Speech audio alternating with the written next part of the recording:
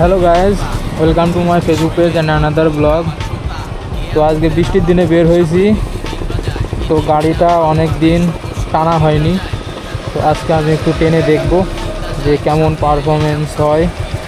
তো বৃষ্টিতে রাস্তায় ভিজা আছে, বেশি হাই স্পিডে তোলা যাবে না। তো চলেন দেখা যাক।